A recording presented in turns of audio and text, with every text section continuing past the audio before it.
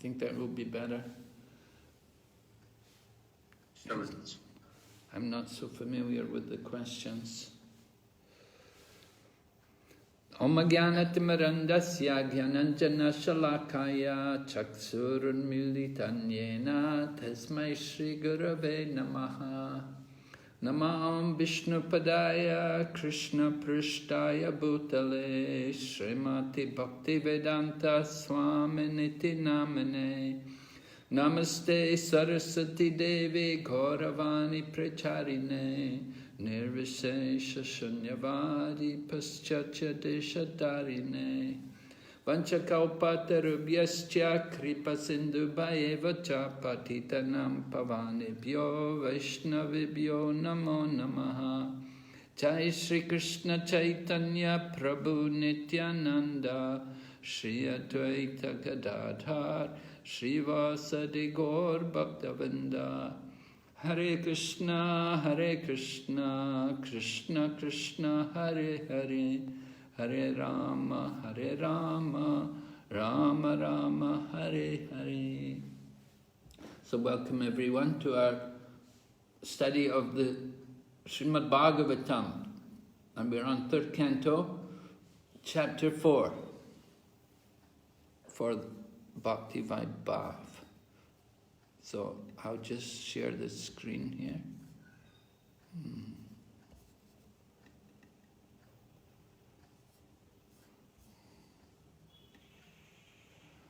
Okay, so we got up to text 19. I think we finished 18. We were hearing Uddhava was speaking to the Lord, and he was describing some of the contradictions which are there within the Lord, which help us to understand more of the inconceivable potencies of the Lord. The contradictions are only there because we are not appreciating his inconceivable nature. So then Uddhava was asking the Lord that he wanted to be enlightened about the Lord. And he wanted the Lord to explain. Just as the Lord had explained to Brahmaji, Uddhava wanted the Lord to explain to him the Chatursloki Bhagavatam. And Srila Prabhupada talks about the importance of these 4 verses, the nutshell verses in the Bhagavatam, which are there in the 2nd Canto, Chapter 9. So the Chatursloki Bhagavatam is often taken by the impersonalists, and they use it to propagate their impersonal philosophy. And Srila Prabhupada very much regrets this. Described a little bit here. In the purport here, to text 19, the transcendental situation comprises his dealings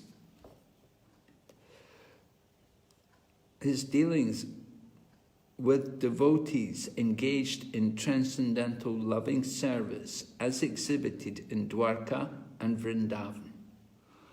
So this is what Uddhava wanted to hear, is the words param stitim is the particular term which Uddhava used in asking the Lord to reveal to him this transcendental information. So Srila Prabhupada describes here that this is the dealings between the Lord and his different devotees in both Dwarka and Vrindavan.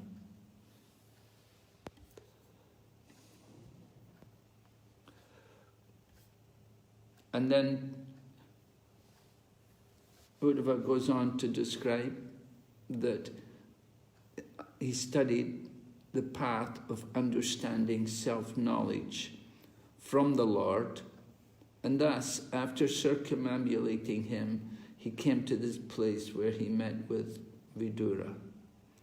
And Uddhava describes how he's very much aggrieved due to separation.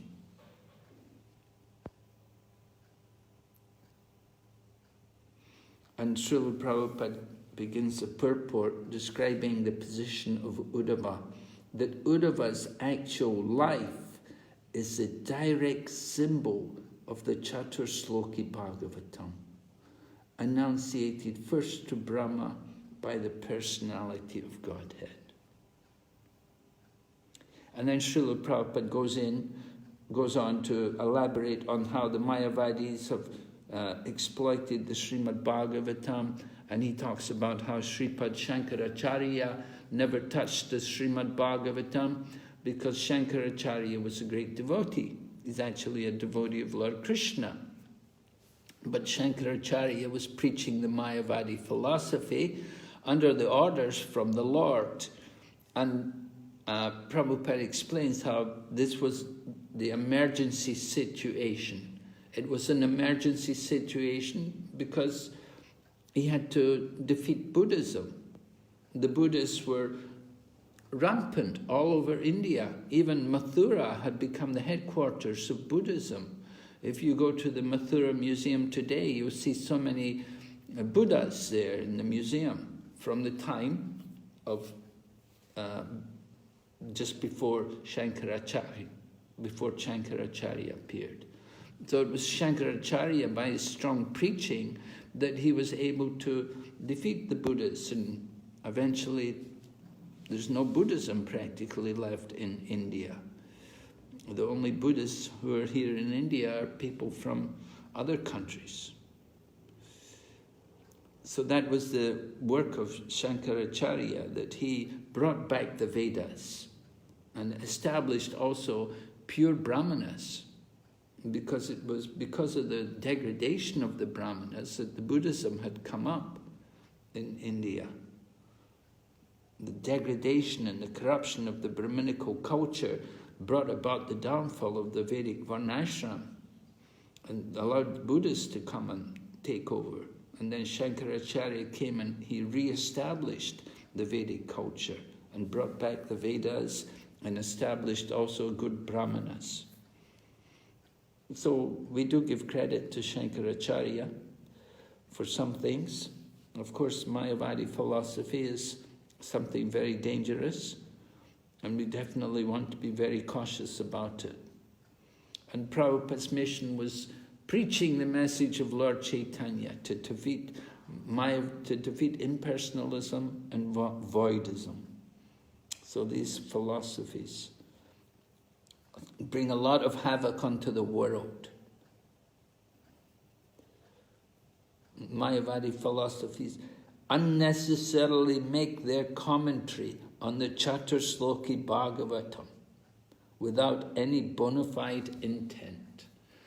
Prabhupada says, unnecessarily, they poke their nose into the Bhagavatam, which actually is not their position at all.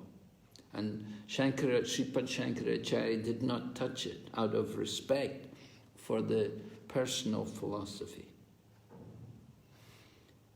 Uddhava studied the Chaturshloki Bhagavatam directly from the Lord, who spoke them first to Brahmaji, and the line, and this time the Lord explained more confidentially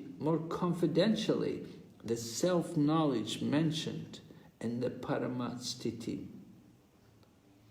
Unless one is awakened to the stage of Uddhava, one cannot understand the real purport of the 4 essential verses of Srimad Bhagavatam. So, to actually understand the full significance of this Chaturshloki, we have to be awakened to the level of Uddhava. So that's really, that's really an exalted level. We can understand. We're just trying to enter into an understanding of the Chaturshloki Bhagavatam. So then Uddhava continues speaking to Vidura how he says he's going to go now to Badarik Ashram because that was the instruction he had received from the Lord. The Lord had requested him that it would be better for you. Initially, the Lord had told him to go to Badarikashram. Uddhava didn't follow because he was so much attached to the Lord. And he followed the Lord, and he was with him just before he departed from the world. But actually, the Lord had requested Uddhava that better you go to Badarikashram. You don't have to be present for all the fighting which is going to go on. He didn't want Uddhava to be present when all the unfortunate, nasty things would go on, and how the Yadu dynasty would be removed from the earth. But Uddhava didn't follow that instruction. He went with the Lord. But now the Lord's departed. Now Uddhava is going to go to Badarikashram. So Prabhupada writes, Uddhava constantly associates with the Lord in double perception, in the double perception of simultaneously separation and meeting. So it's an interesting way of describing Uddhava's situation. Double perception, simultaneously separation and meeting. Simultaneously, he's meeting with the Lord, and he's also feeling separation from the Lord. He's meeting with the Lord because he's following the instructions which the Lord had given him. So that is a very important point, that we definitely want to follow the instructions we get from the superiors. Prabhupada taught 2 ways to associate, Vani and Vapu, right? And so you may miss the Vapu, but we always have the Vani to associate with. At the end of the purport, Prabhupada writes, as long as one is engaged in the execution of the order of the Lord, there is no factual separation from him. So although physically you may be separate, if you follow the instructions, then you have that association. Prabhupada said about his own spiritual master, he said, he is always by my side, leading me. So that was Prabhupada's feeling. This happened, it happened one time. Some God brothers were saying, they complained about Prabhupada. They said, he doesn't come to the samadhi of his Guru Maharaj. So Prabhupada explained why he didn't come. And he said, they collected so much money and they didn't build a very big samadhi. And he said also, it doesn't look like my Guru Maharaj. But then he said also, my Guru Maharaj, I don't think of my Guru Maharaj as being under the ground. He is always by my side, leading me. And Prabhupada showed how much he was associating with his spiritual master, because he always followed the instructions. He always told us how his Guru Maharaj told him, if you ever get money, use it to print books. And Prabhupada did that.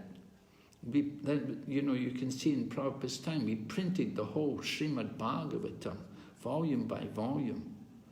And then the Chaitanya Charitamrita, the whole set of the Chaitanya Charitamrita, cost a lot of money to print these books. It was a big... We could have used that money. If Prabhupada just wanted to build big buildings and put up big temples, he could have done it. But he put the money into books. He wanted the money to go into books. Anybody gave Prabhupada a donation, he would say, put it in my book fund. That's what would happen. If you had money, when you were becoming a devotee, you had some money, and say, Prabhupada, I have this money, I want to give it. He said, put it in my book fund. So this was the instructions he got from his spiritual master. Shows us how much he was associating with his spiritual master. Okay, going ahead, text number 22. In Badarikashram, the personality of Godhead and the incarnation of the sages Nara and Narayan has been undergoing great penance since time immemorial for the welfare of all amiable living entities. And Prabhupada writes here about the importance of this place, a holy place, a very important place of pilgrimage. And Prabhupada certainly appreciates it. It's been we can see 5,000 years ago even, so many people were going there and residing there. So very, very important holy place. So Uddhava is going to go there. And why is he going there? Of course, he's going there to associate with the devotees who are there, and he's also going there to have the association of the sages Narayan, maybe in the deity form. And he's going to take a message also. He has a message from the Lord to give to Narayan. So that we'll hear that later, the message which he was to deliver to Narayan. And he's going there, it will inspire his hearing and chanting, and he'll have the association of all these wonderful devotees there in Badarika Ashram. So then, the chapter then switches to Sukadeva Goswami, who's narrating this whole pastime, and he tells about how,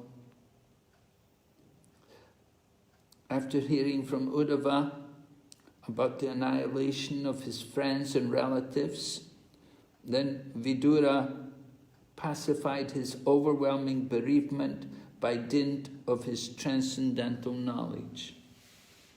When we lose someone who's very near and dear to us, it's certainly very painful in the heart. And at that time, at such times, we have to take shelter of transcendental knowledge.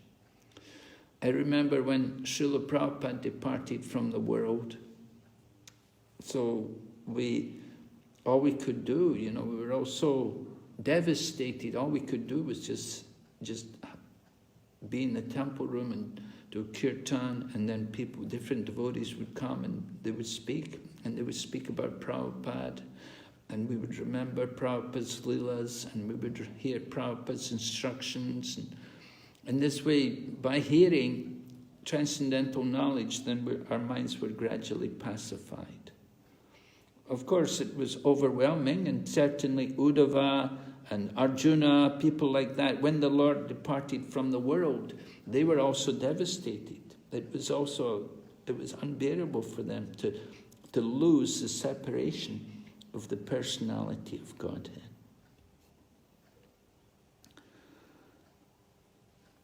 So a bit more about Uddhava. Going ahead, text number 24. Uddhava, the chief, most confidential amongst the devotees of the Lord, was going away. Vidura, in affection and confidence, questioned him. Vidura's questioning Uddhava. He described in 25 what he wants. He said, kindly describe the self-knowledge with which you have been enlightened by the Lord himself. So Uddhava had received the knowledge from the Lord. We heard the Lord had instructed him in that knowledge of the Chaturshloki and the self-knowledge. So Vidura is asking Uddhava, explain it to me. I'd like to hear it myself. Can you explain it to me? And we will hear, of course, what happens, how Uddhava replies.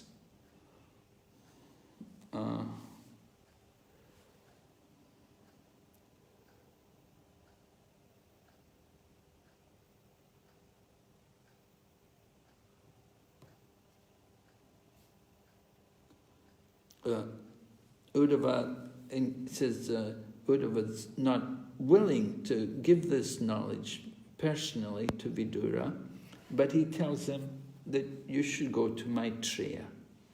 Maitreya is nearby. Well, actually they're not so nearby, but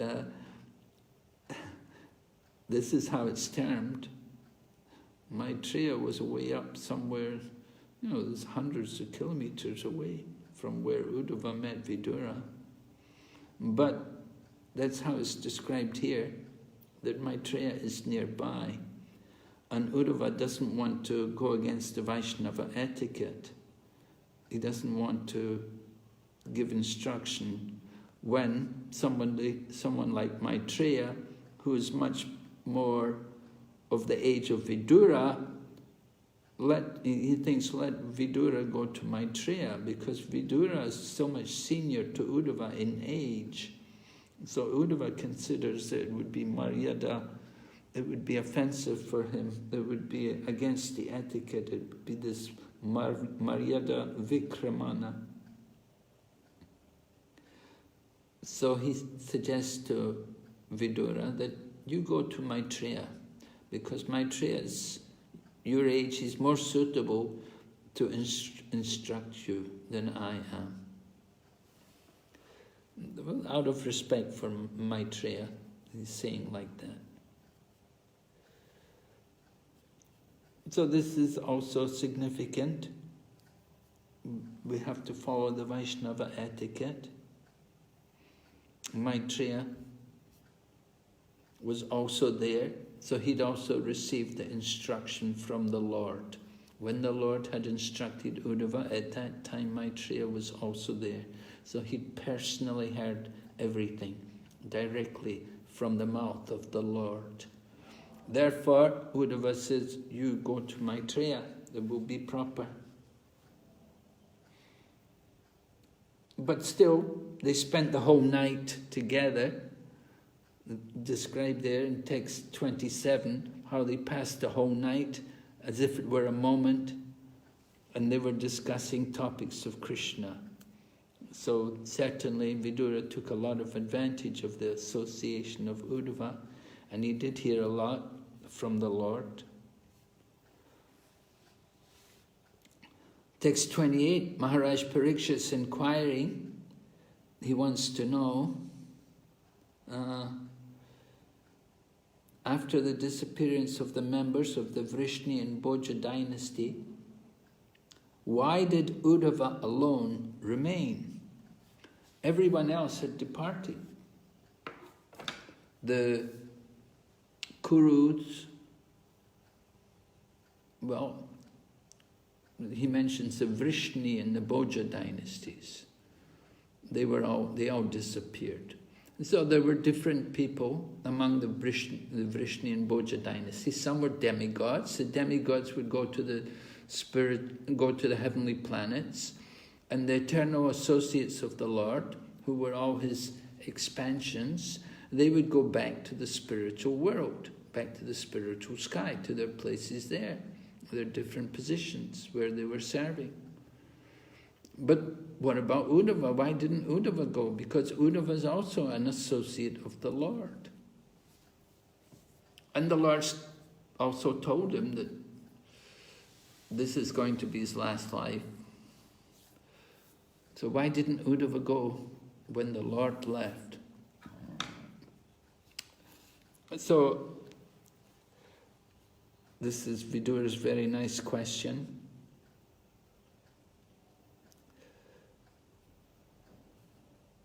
Well, Uddhava had the instruction from the Lord that he should stay, He gave him some service to do. So in the purport, Prabhupada comments here, to act in accordance with the rules and customs of the material world, the Lord seems to take his birth or leave his body.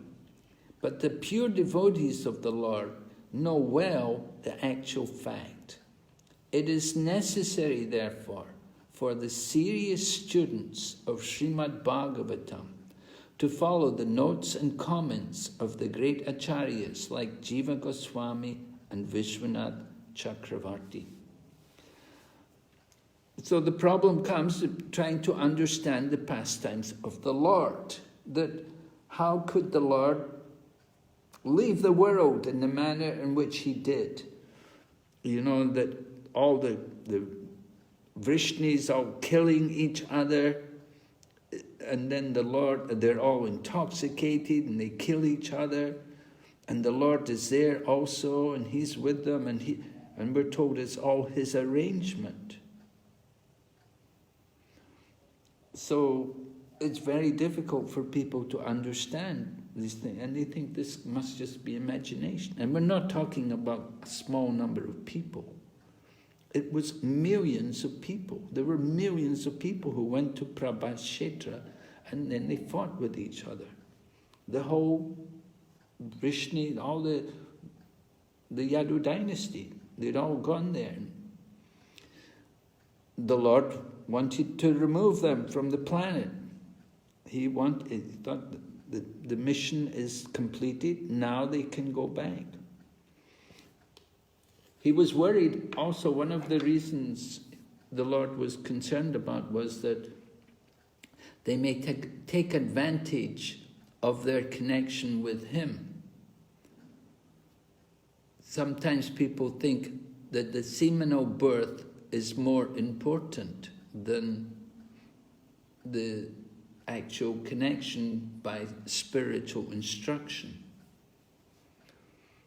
To claim that, I'm born in the family of Lord Krishna, I'm Lord Krishna's son, or I'm his grandson, like that, I'm his relative, like that. So people claim, if they claim like that, then people who are not in very good knowledge, they may overemphasize that position. They may think that's more important than just being a regular devotee, someone who's surrendered to Krishna. So they may not give proper respect to the spiritual teachers and acharyas, but they may give respect to Krishna's own family. So this is like the second offense in chanting the holy name, to consider the names of the demigods like Shiva and Brahma to be equal to or independent of the name of Lord Vishnu. And so we may consider the family members, if we consider the family members to be more important than the devotees, then this is also an offense. This is also offensive chanting, giving too much importance to the seminal connection. So Lord Krishna was worried that his family members may take advantage of their connection with him, and it may bring about the degradation in the world, may bring a lot of problems into the society. So therefore the Lord sent them back. He didn't want to give any over-importance to his family members. Of course, some of them remained. We know Brajanath was still there, and he established the deities of Lord Krishna. But the mass of them, they all went back. They were all just annihilated in that great war, fratricidal war, and they all finished their connection, their pastimes on this earth, and went back to their own abodes. It was not karma. It was the arrangement of the Supreme Lord under his internal potency. Oh, just one more point here. Lord Krishna ordered Uddhava. He ordered Uddhava by signal to go to Badarik Ashram after his departure. And Uddhava, as a pure devotee of the Lord, carried out the order more faithfully than going back to Godhead or the abode of the Lord. That was the cause of his remaining alone, even after the departure of the Lord from the face of the earth. So that's one reason why, that's the reason why Uddhava stayed. He got the order. It was Krishna's order to him. The last instruction, you should do this. You get an instruction from the spiritual master, it's great mercy. Now, just like Prabhupada got order from Bhaktisiddhanta Saraswati at their first meeting. You're a nice young man, why don't you preach the message of Lord Chaitanya Mahaprabhu? But Prabhupada said, I was a young man, I just married, I had a young family, I couldn't take up that instruction at that time. But he never forgot And later on in his life, and then he took up the order. And so like that, the order of the spiritual master, it's with you. You may not immediately be able to fulfill it, but we should never forget the order, and at some point we should try to take up fully the instructions which are given to us. Just like going to the West. Prabhupada went to the West because the spiritual master had told him before he departed that he told him, you're good in English, you can use your English for preaching. So Prabhupada understood that his Guru Maharaj was telling him that, maybe you should go to the West. Maybe you go over to the West, to the English-speaking countries and preach there. And he knew also the desire of his Guru Maharaj. He'd seen how Bhaktisiddhanta Saraswati had sent disciples to England and supported them and sent money to them to maintain them while they were there. He was so eager to establish something in the West. And so therefore Srila Prabhupada also wanted to try to fulfill that desire of his Guru Maharaj. So he didn't forget the order. And Prabhupada also writes, a spiritual master lives forever by his divine instruction, and the follower lives with him. Okay, so Sukadeva Goswami speaking, text number 29, and we hear about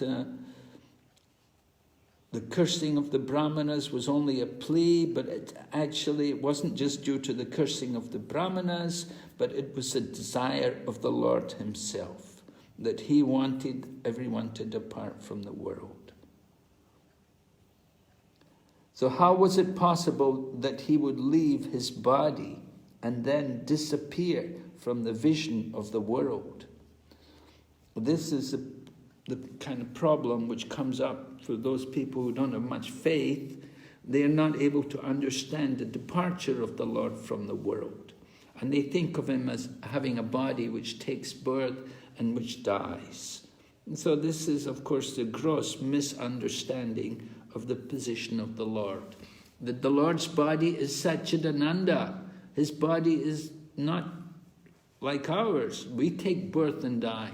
But the body of the Lord is not like that. It is full of bliss and knowledge eternally. So he appears for some time and then disappears, just as we see the sun.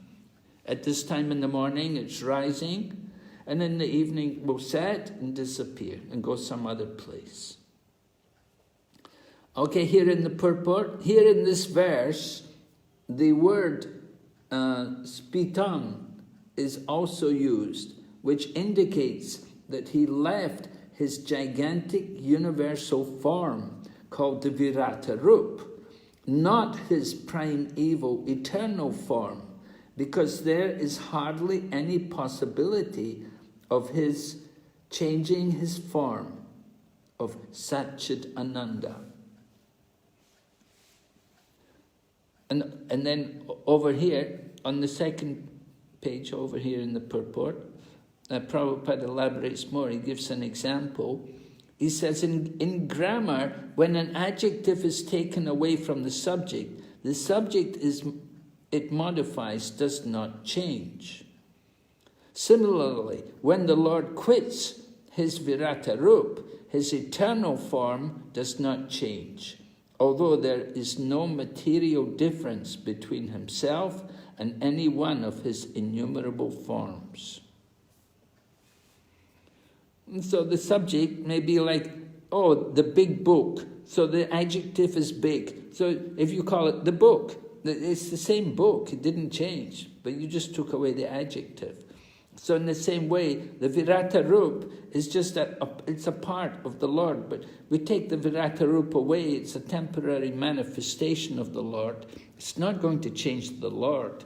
The Lord still has a Satchidananda form. That is eternal. That doesn't change. So that's the example there.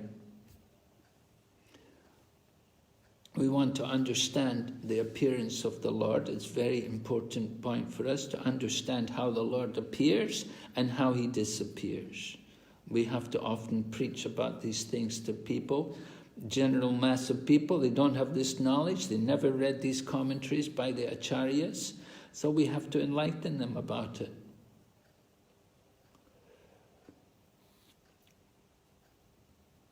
And here, text number 30, the Lord is speaking.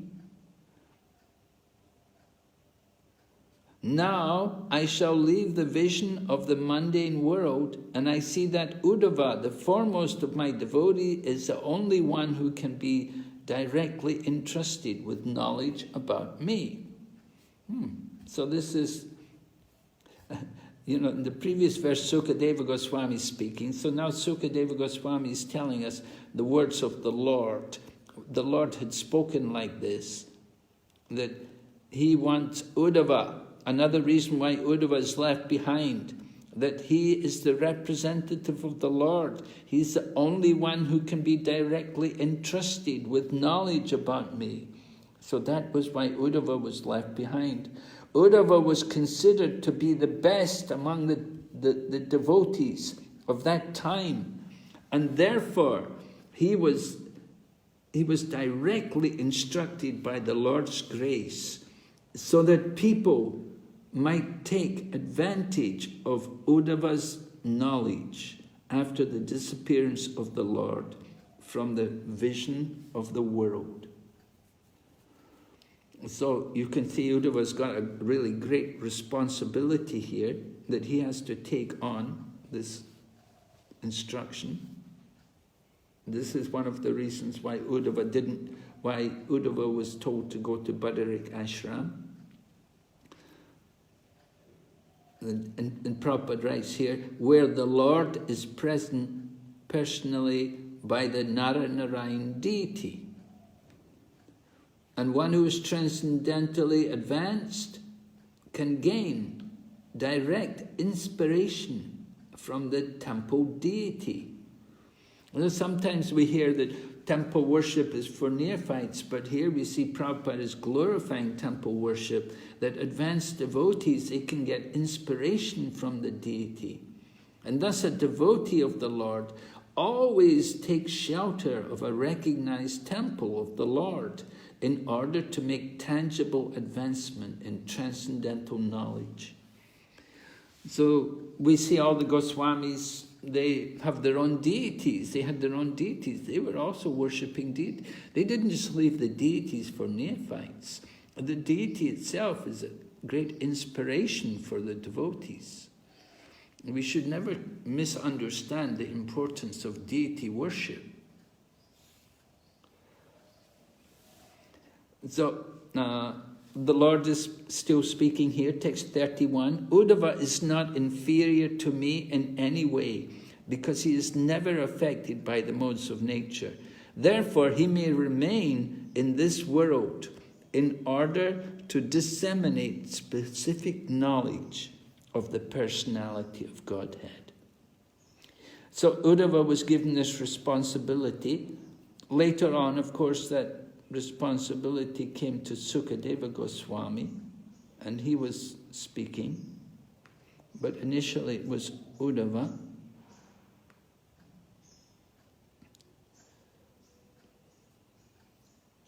So in the purport, Prabhupada talks about the Brahmana is in the mode of goodness, and to be a Brahmana is not sufficient for becoming a representative of the Lord.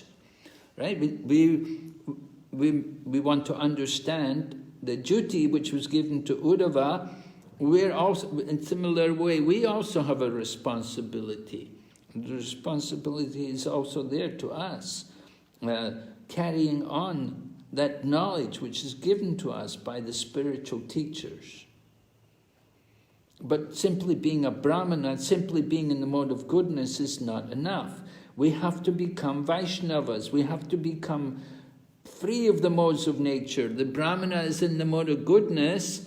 We have to come to the mode of Shuddha Sattva. We have to transcend the modes.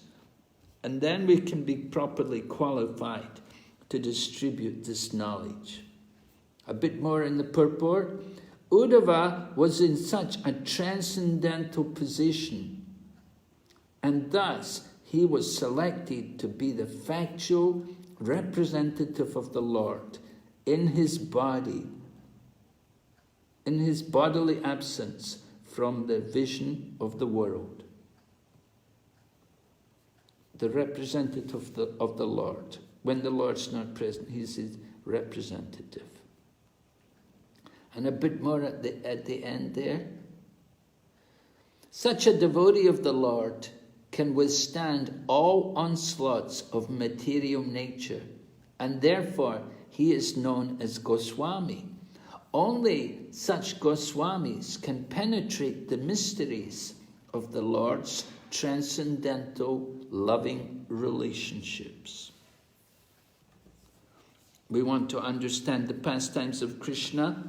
We have to be qualified, we have to be worthy, we have to control the mind and senses. But then we have to go on from that. We have to come to the level of Shuddha Sattva. We have to transcend all the modes of nature.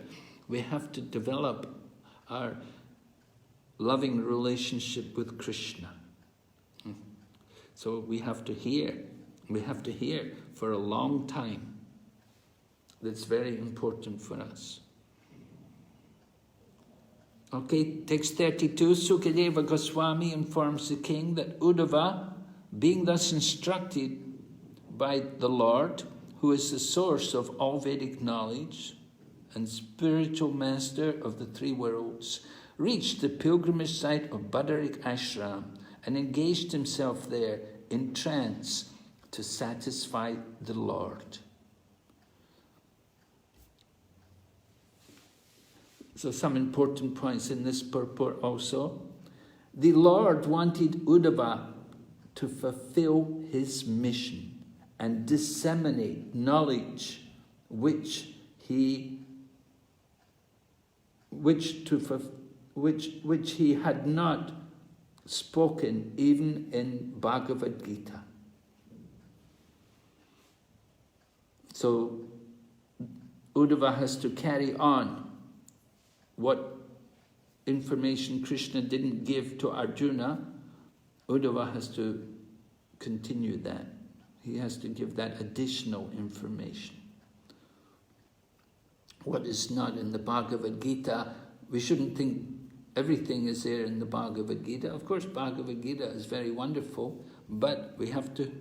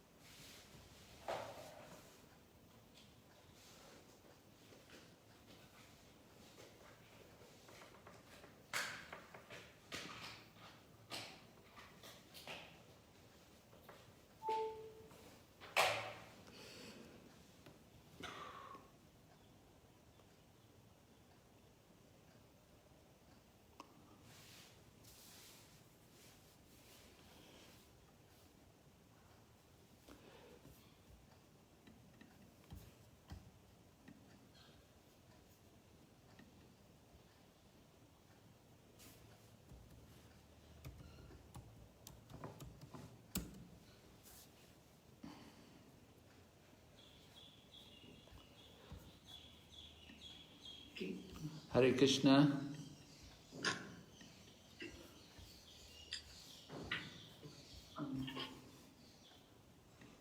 Okay, back with you.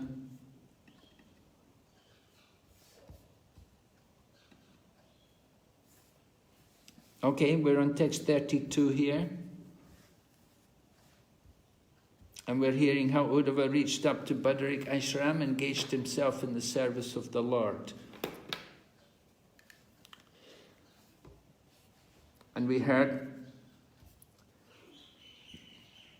the importance of hearing from Uddhava, knowledge which was not even in the Bhagavad Gita. And Prabhupada talks about taking mercy of the great sages who lived at Badarik Ashram. The Lord authorized Uddhava to speak on his behalf. And Prabhupada said, unless one has such authorization, one cannot understand or preach the devotional service of the Lord. Uddhava was constantly informed of the conditions of life on other planets, and all the sages were anxious to know of them. Just as we are anxious to know about the planets in space, Uddhava was particularly deputed to carry a message to Badarik Ashram, not only to the sages of that place of pilgrimage, but also to the Narayan deities. Such a message must have been more confidential than the knowledge described in the pages of the Vedas. So this is the kind of knowledge which Uddhava was giving. Uddhava had heard all of these things because Lord Krishna had gone to so many places in the course of his pastimes. He'd gone to the heavenly planets, he'd gone to the lower regions, he'd even gone to Vaikuntha. He did so many different, he went to visit so many places in the course of his pastimes, not only on this planet, not only in Dwarka and Mathura, but he visited Mithila and then Ujjain and Avantipur rather, these different places he'd visited. And then when he went to get the son of his guru back, he had to go to the lower regions, to Yamaraj, to bring back his son, his teacher's son. He went to the heavenly planets to deliver the earrings of a deity and to take the Parijata flower. And when he wanted to get back the Brahmana's sons from Dwarka, then he went to see Lord Vishnu in the causal ocean.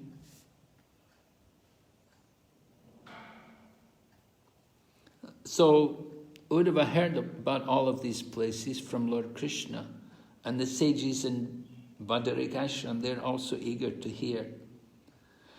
We can hear also in Brihad Bhagavatamrita, Sanatana Goswami describes also extensively about different regions in the universe. He describes the higher planets.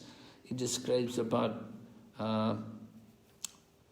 Tapaloka and Brahmaloka and Mahaloka, Janaloka, these places. Very special. All right, every living entity can, like Uddhava, also become a confidential messenger on the same level as the Lord, provided he becomes confidential himself by dint of loving devotional service. So Prabhupada is writing here, he's encouraging all of us that we can become like Uddhava, we can also become a representative of the Lord, but with qualification. And Prabhupada describes the qualification being confidential himself. So we have to think, we have to absorb our mind, think what is actually Prabhupada meaning there when he says confidential. Confidential, by dint of loving devotional service. But Prabhupada certainly wants us to develop that kind of mood, as Uddhava had, to accept the order of the Lord. At the end of the purport, everyone must have been very anxious to know about the mystery of the annihilation of the Yadu dynasty. And that message must have been explained by the Lord to Uddhava and dispatched to Badarik Ashram for the information of Narayan and other pure devotees of the Lord. So we'll hear that message. Vishwanath Chakravarti Thakur, in his commentary, he's told us, he's given his understanding of what that message was. So Vidura heard from Uddhava about the appearance and disappearance of Lord Krishna. Text 33.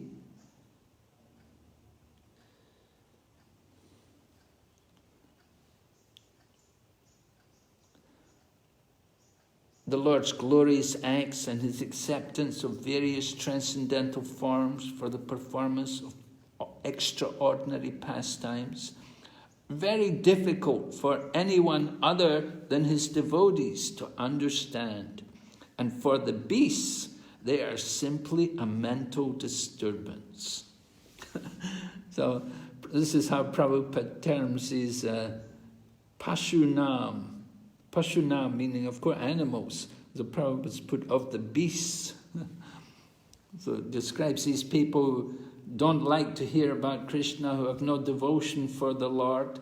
They're just beasts, they're just animals. So they will never understand the pastimes of the Lord.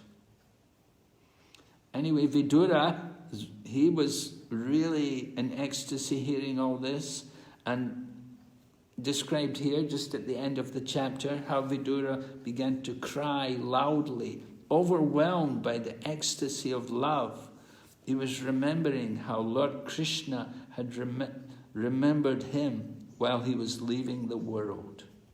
And Prabhupada comments on this, being able to cry for the Lord, that this is the perfection of devotional service, that you can cry for the Lord. Okay, now what we want to do, we'll just go to the PowerPoint, and there's some things there we want to show. All right, here's the, let's see.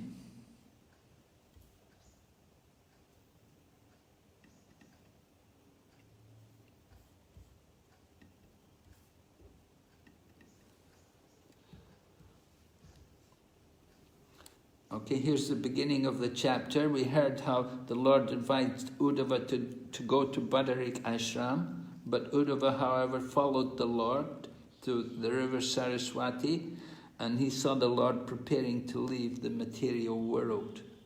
And then the chapter goes on. We hear Maitreya Muni arrives, and Uddhava requests enlightenment on the Chatur Sloki. Then Uddhava departs to Badarik Ashram, and Vidura leaves to find Maitreya Muni. That's the end of the chapter. All right, and here you see the Lord in his four-armed form, sitting under the tree with his back to the tree. Remember, the tree represents the material world. And there's Uddhava with Maitreya. So, a question we can ask here. Let's see what happened. Why did Krishna leave Uddhava behind? That was answered in verses 28 to 32. So, do any of you remember from our talking, we were going over these points? Give me some reasons. Why did Krishna leave Uddhava behind? He was the most qualified person. He was the most qualified person for what? To propagate Bhakti Yoga, Maharaj. Well, send the message to the Badrikashram, sages in the Badrikashram. Well, He was the best devotee he was the best devotee. Yeah. Maharaj, what Krishna could not give Arjuna in Bhagavad Gita, he gave to Uddhava, and Uddhava, he wanted Uddhava to give to the other people. Yes, right. Krishna also. Let's go ahead. We'll see there's some more things. Here's the message to Narayan Rishi. This is the message to Narayan Rishi. I'll read it to you. Greetings to Sri Narayan. The pastime of showing myself to the world is supposed to last for a century and a quarter. I have now reached the end of that period, so I will now disappear along with my entourage, the devotees in Dwarka. After sending back the demigods and other universal administrators to their respective abodes, I will return to Vaikuntha in the part of me that Brahma prayed for. The part of me that expanded from you, the part accompanied by Arjuna, will return unseen to your residence. Right? The Lord speaking to Nara Narayan rishis. So that part of me, that's Narayan. So that part will return. It will return to your residence. The residence being Badarik Ashram. Finally, for the benefit of those who are eager to see my original complete self, I send this most dear of my personal associates, Uddhava, to whom I have granted a physical appearance that resembles mine. Indeed, Uddhava is not inferior to me in any way, because he is never affected by the modes of material nature. Therefore, he may remain in this world in order to disseminate specific knowledge of the personality of Godhead. So we see one reason why Uddhava remained was to deliver this message to Nara Narayan rishis and to all the devotees there in Badarik Ashram, and to encourage them and enlighten them. And Uddhava is not inferior to the Lord. He even resembles the Lord in physical appearance. So the Lord himself did not go to Badarik Ashram. He'd gone to Dwarka, he'd gone to the lower planets, he'd gone to the higher planets. He didn't go to Badarik Ashram. And so he arranged for Uddhava to go there.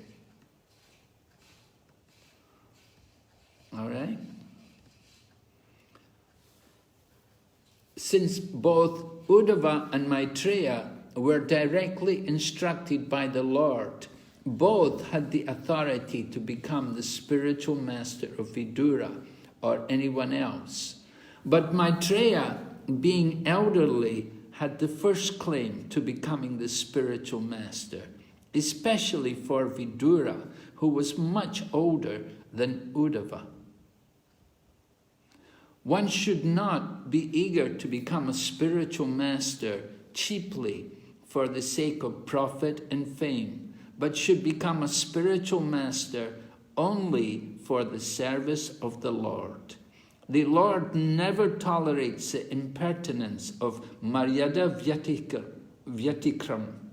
One should never pass over the honor due to an elderly spiritual master in the interests of one's own personal gain and fame. From Srimad Bhagavatam, 3rd Canto, Chapter 4, text number 26, purport. So Maryada Vyatikrama, this offense of surpassing the previous authorities. So a question, why did Uddhava, although highly qualified, refuse to instruct Vidura, who was submissively inquiring about transcendental knowledge? What's the obvious answer? Yes, because of the difference in age. That Uddhava is young man, and Vidura is elderly, Vidura is like the same age as Maitreya. Maitreya and Vyas, they're the same age. They're about the same age, and they're friends. But Uddhava is the young man. So Uddhava didn't want to go against the Vaishnava etiquette. So the Vaishnava etiquette is very important. How should this example be applied by ISKCON devotees at present?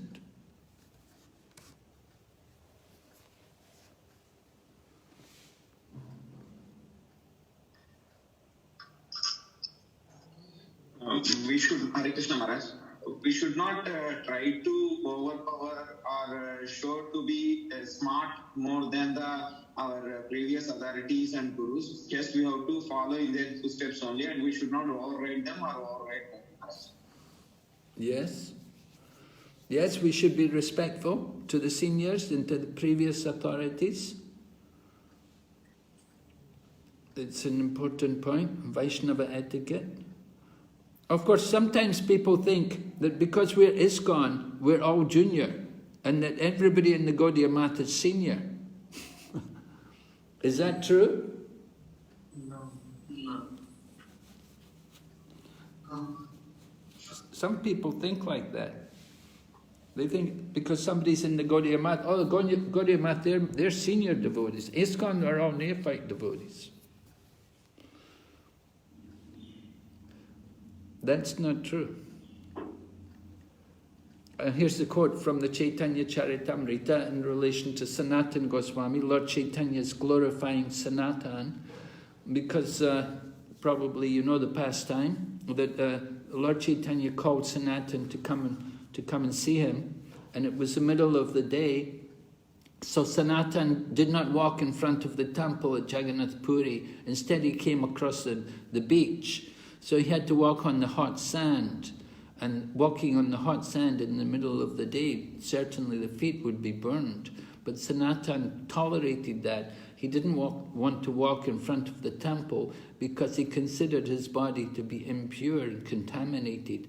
He considered himself to be low birth. He didn't want to have to go near or risk even touching people who are engaged in the service of Lord Jagannath. So when Lord Chaitanya heard this, Lord Chaitanya was very pleased with him and he glorified him. My dear Sanatan, although you are the deliverer of the entire universe, and although even the demigods and great saints are purified by touching you, it is the characteristic of a devotee to observe and protect the Vaishnava etiquette. Maintenance of the Vaishnava etiquette is the ornament of a devotee. From Chaitanya Charitamrita, Antya Lila, 129 to 30, 130. Antya Lila, we didn't put the chapter. Anyway, that's Antya Lila there. And here, Prabhupada also speaks a little bit about it. We have from a conversation, Srila Prabhupada talking, January 27th, 1976, garden conversation. That does not mean that immediately all of them have become of the equal rank. Chaitanya Mahaprabhu, he was so kind, but still there was distinction. When he was taking prasadam, personal associates, they were sitting with him. Is it not? So this is called Maryada. Maryada means honor. Varieties must be there. Otherwise we become Mayavadis. Everything is equal, all one. This is Mayavada philosophy. No varieties. There must be variety. That is Vaishnava philosophy. And as soon as you make it varietyless, all equal, that is Mayavada. Just see, even in this flower, this is also flower, and this is also flower. Does it mean they are of the same rank? This is understanding. Prabhupada's holding two flowers, different kinds, different varieties of flower. And he's saying, does it mean they're the same? This is understanding. Together, they look very beautiful.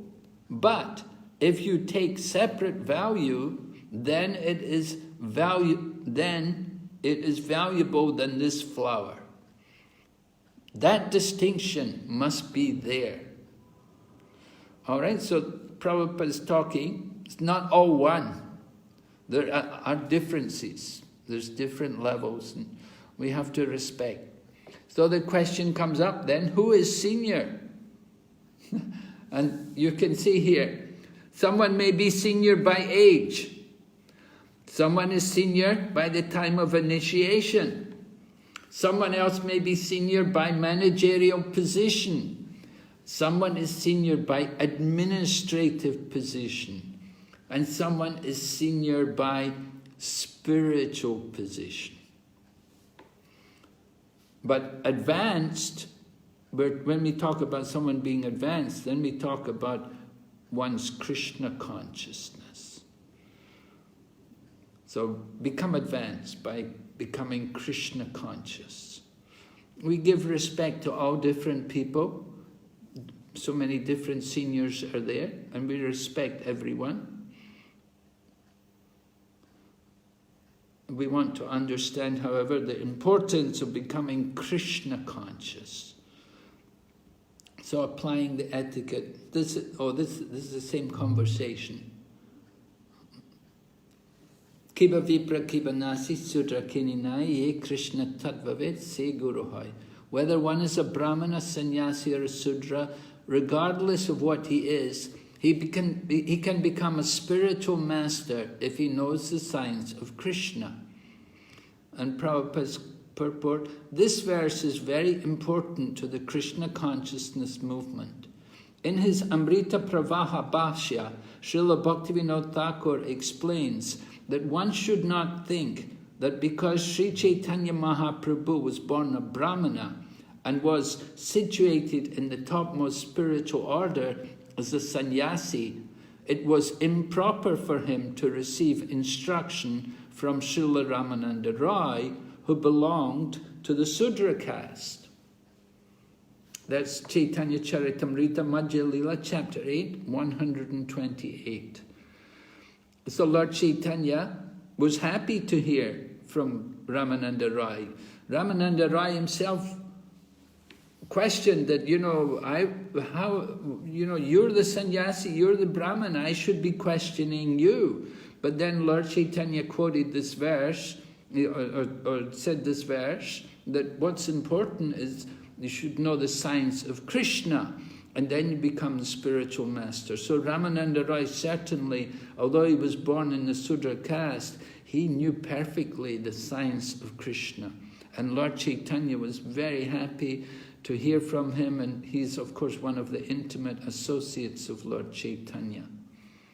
So here's a little exercise, you might like to try it. Explain the destruction of the Yadu dynasty and how it was by the will of the Lord. And you can refer to these verses, 3rd chapter, 14 and 15 verses, and 3rd chapter, 24 to 28, and then the 4th chapter, verses 2 and 3. Anybody would like to have a go about the reasons why the Yadu dynasty was destroyed and how it's the will of the Lord?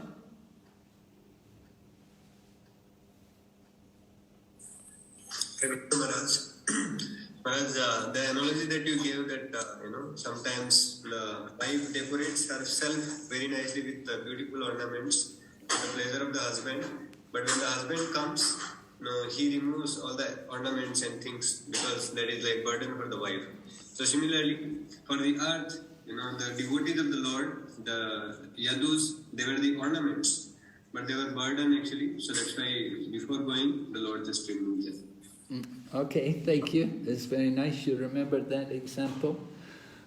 It's not actually there in this section of the Bhagavatam. I took it from another section of the Bhagavatam. I took it from the 11th canto. But any other points?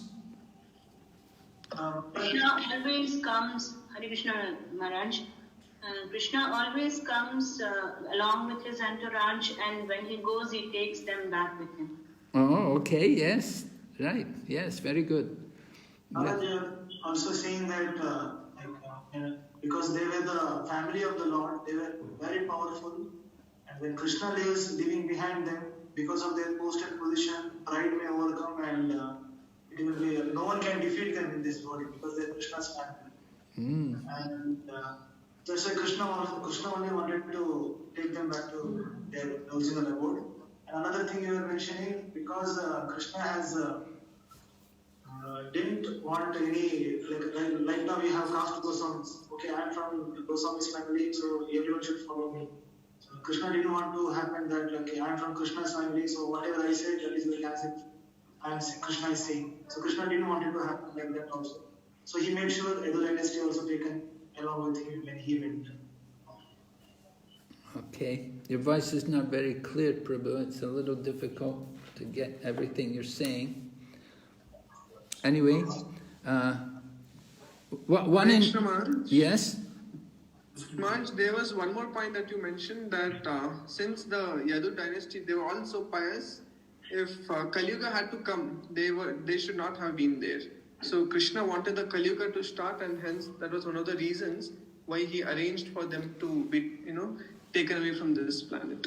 Yes, right. Thank you. Maharaj, it was also to show the lesson that if somebody offends a Vaishnava, then the Lord does not excuse that. Since they Samba offended Nardamuni and other sages, so Lord, to show that it's not tolerable. And also, Maharaj, you mentioned there is a separation between Lord and devotees because they are all devotees of the Lord, and maybe they feel separation with the Lord. So that's why he want to take them away with the Lord. Oh, okay. Yes.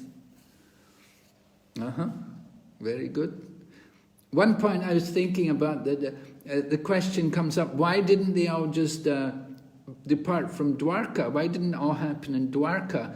But it's pointed out that if everyone died in Dwarka, they would all go back to Godhead, because Dwarka is a holy place. So, the Lord wanted the demigods to go back to their abodes in heaven. He didn't want them to go back to Godhead. They were not so ready to go back to Godhead. They had to go back to the heavenly planets. So that's why they all went to Prabhakshetra to fight, to do this.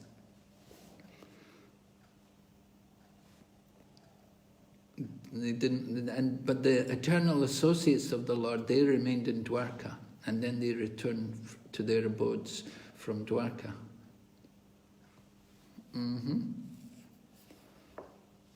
Okay. Any other points?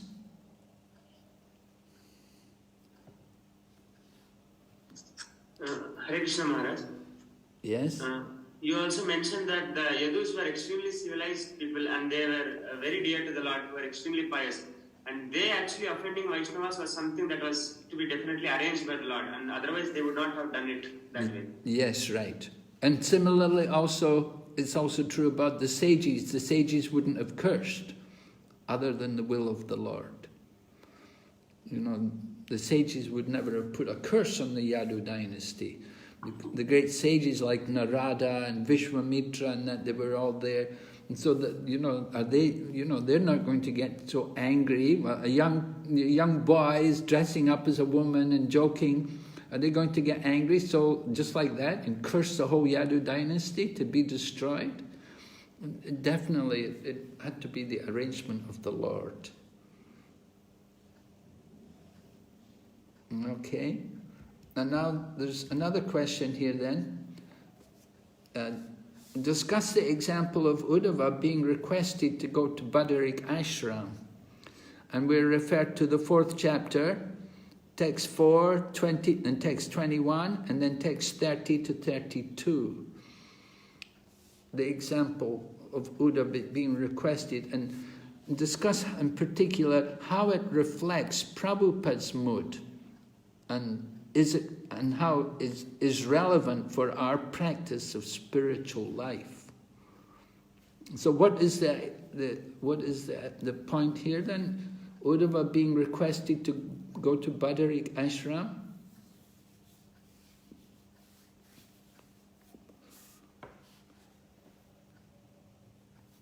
Do you see?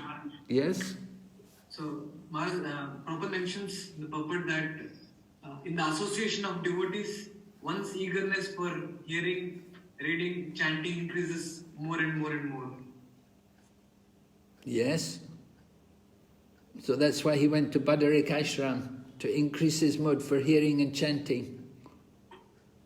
Prabhupada mentions that in this connection that when this he can associate and increase his eagerness more and more. Yes. So this is Prabhupada's mood. Certainly, Prabhupada wants all of us to increase our our desire for hearing and chanting. Hare Krishna Maharaj, it is also to take association, like it said, the relevance in the spiritual practice is to take association of temple, both deities and the advanced devotees in the temple. That's why Uddhava had to go to Bhadrakashma. Yes, right. Yeah, we definitely want to take advantage of the association. Prabhupada definitely wanted to see the devotees associate together, and that's why he established temples. He had devotees go and establish centers to give association.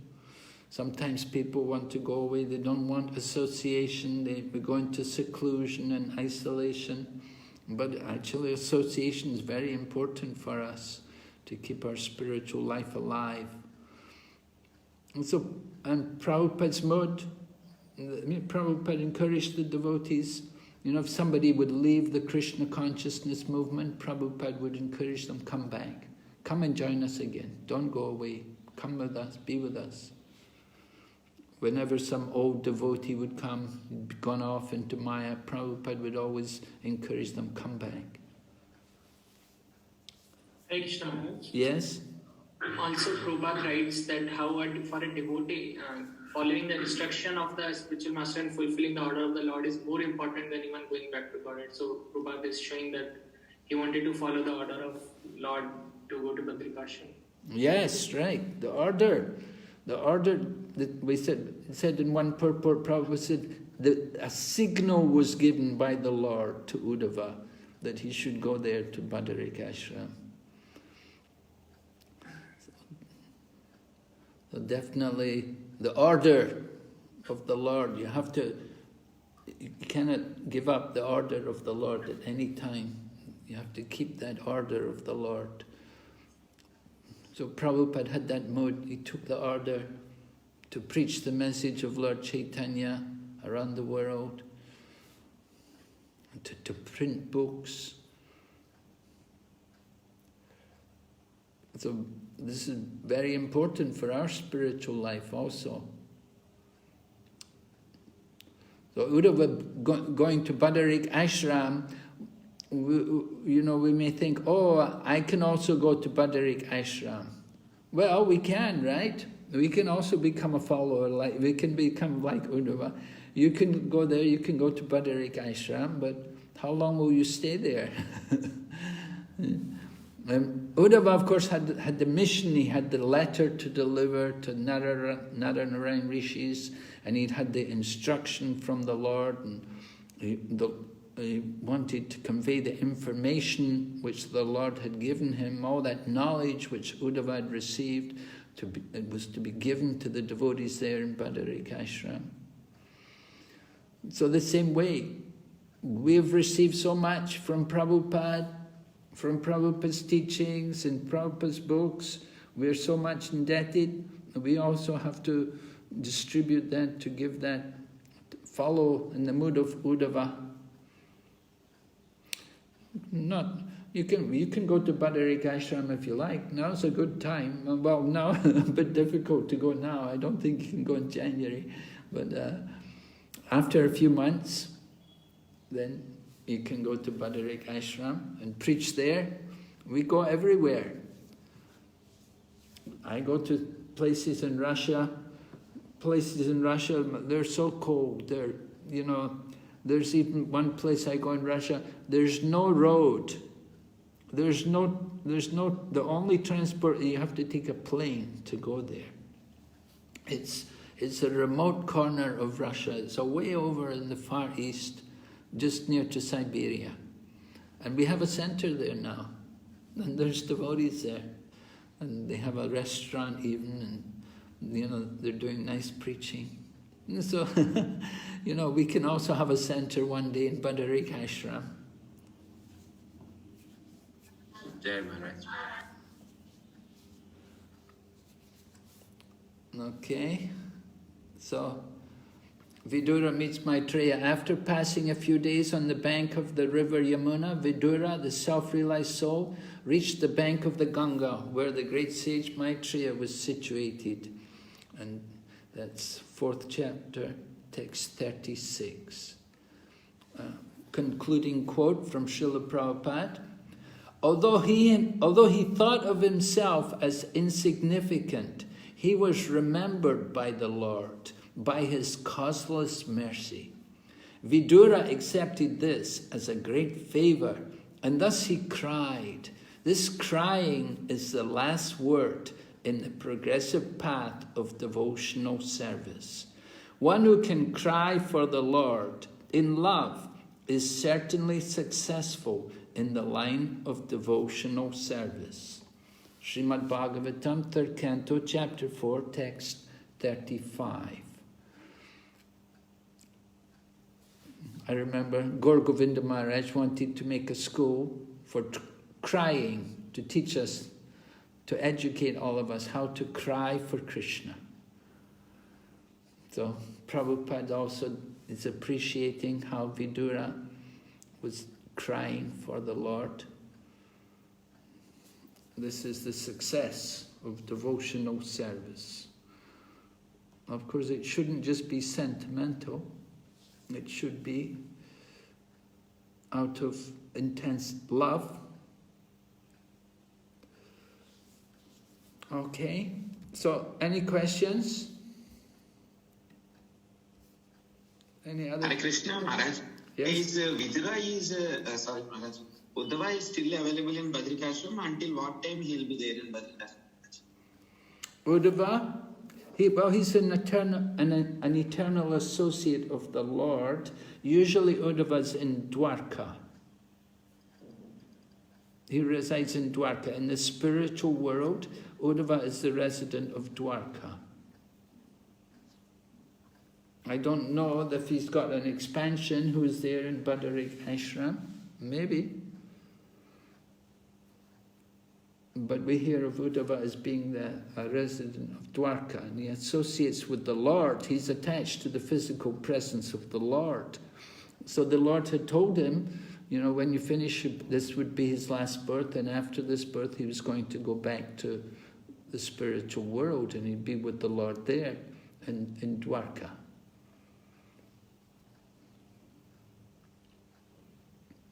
Hare Krishna, Maharaj. Hare Krishna, Maharaj. Yes, Hare Krishna. Thank you, Maharaj, for your association. I have a question on Maryada Vyatikrama. Yeah. So, am I correct if, like, these 2 points I understood? So, if I'm wrong, you may correct me. So, first point was, if someone senior to us in age or like advancement, he is asking us any question, so we may not answer. And second thing was that if someone elderly is present, then he should answer. So, both are true, right? Because in practical situation, even if you are somewhere in some center, always there will be some seniors present. So in which cases, how to follow this principle? Well, everything, you know, time, place and circumstances. You have to consider.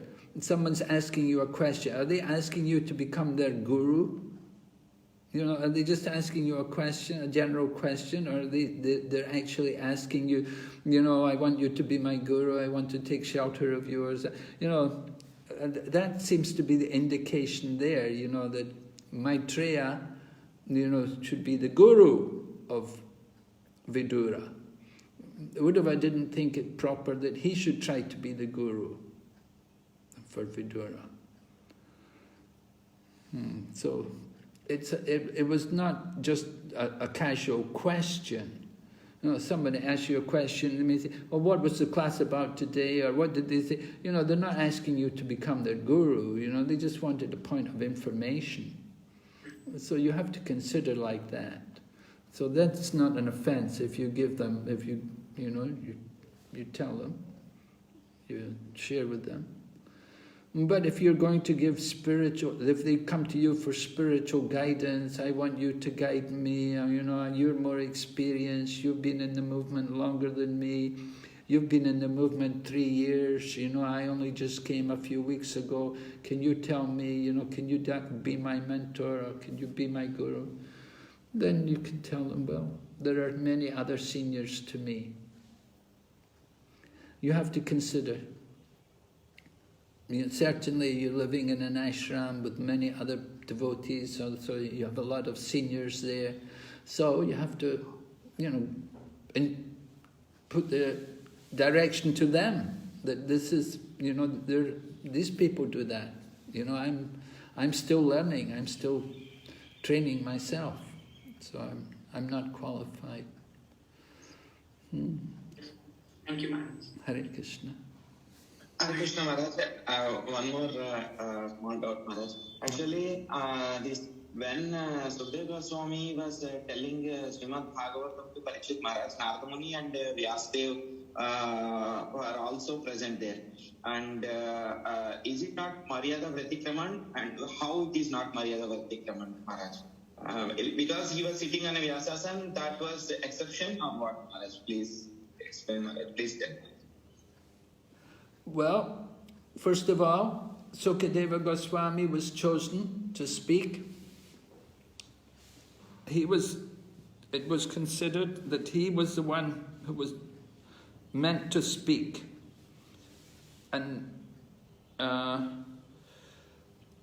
we don't know exactly how or when Vyasadeva and Narada Muni, when they all came there, but certainly it was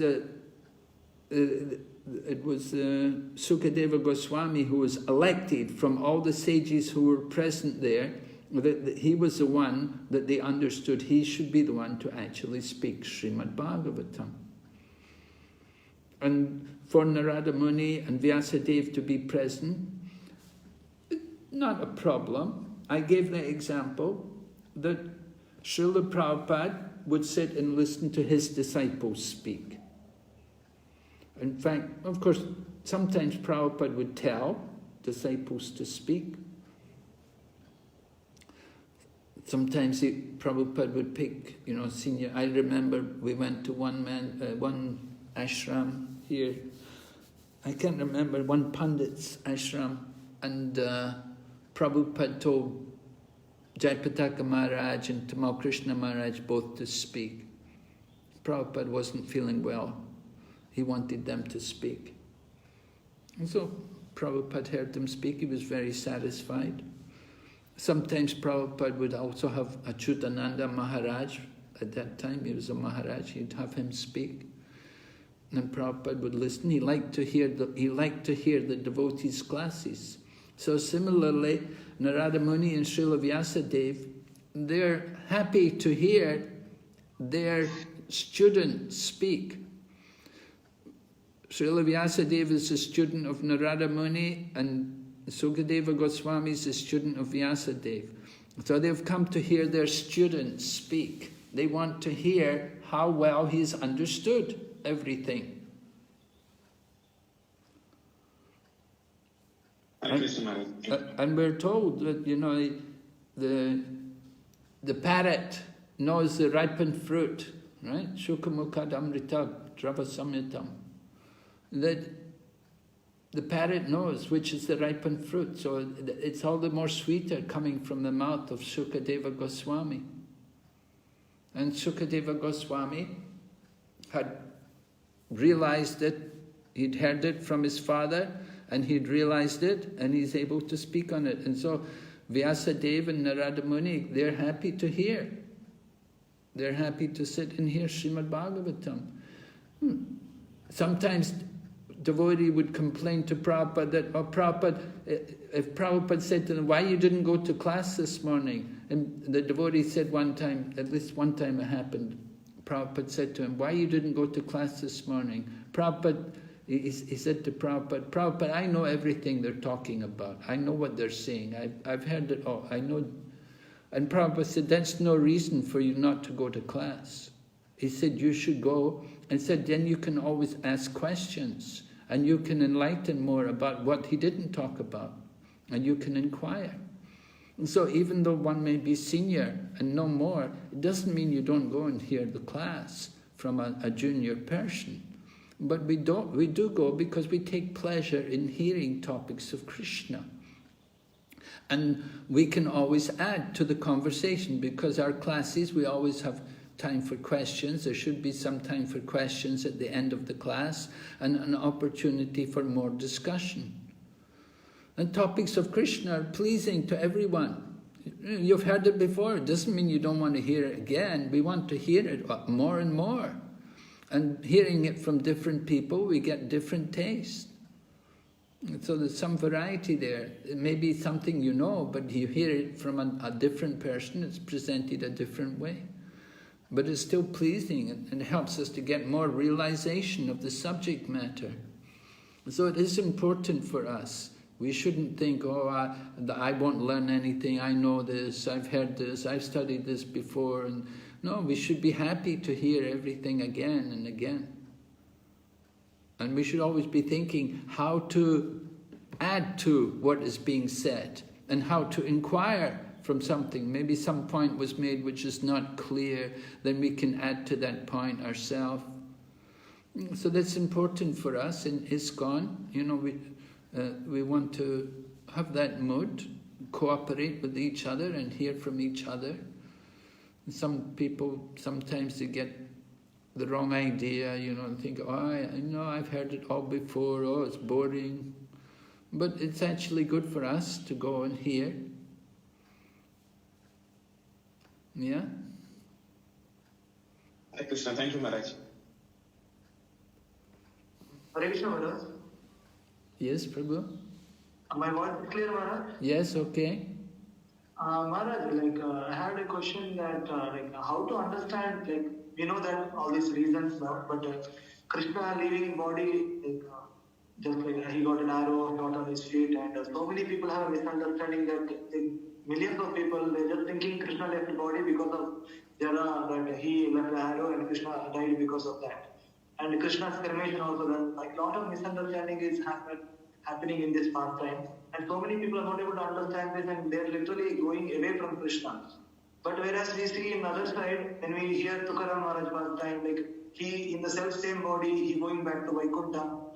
And hearing this, millions of people taking to, going to the temple of Pandharpur, or they're becoming devotees of Krishna.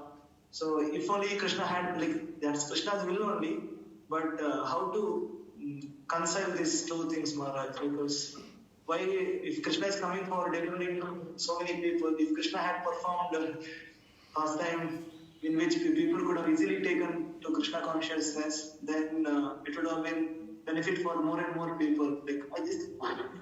How to understand, Maharaj? Yes, well, the pastimes of Lord Ramachandra are there.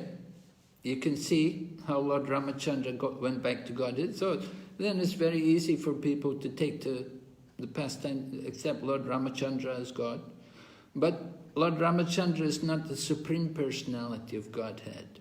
He's the expansion coming from Lord Krishna. It's Lord Krishna who's the original Swayam Bhagavan. So Lord Krishna comes to this world. He has his mission, right? He comes once in a day of Brahma, and he comes to display his pastimes. He's displaying the pastimes of the Supreme Personality of Godhead. Lord Ramachandra, he's displaying the pastimes of an ordinary king, a great king. But it's Lord Krishna who is coming as the Supreme Personality of Godhead. He's showing us the pastimes of the Supreme Personality of Godhead. Just like when Lord Krishna dances Rasa Leela, people may say, oh, this is not good, this is a bad example, we shouldn't see this, this is not going to help people become devotees. But yes, Rasa Leela is not for these people. It's for the very advanced devotees, very pure-hearted devotees who can understand the position of the Lord and who can understand his pastimes. So when the Lord performs certain leelas, certain leelas are confidential, and they are actually meant for the very special devotees who can understand these things. But ordinary people, let them hear Bhagavad Gita. Read the Bhagavad Gita. Krishna saying, surrender to me. Understand the Bhagavad Gita. Get the basic knowledge right. But you're not qualified to understand the disappearance of Lord Krishna. It's usually we don't discuss. It's very confidential. So people have to understand the Lord has inconceivable powers. Before you try to understand these confidential pastimes, first of all, understand the inconceivable nature of the Lord, how he possesses inconceivable potencies.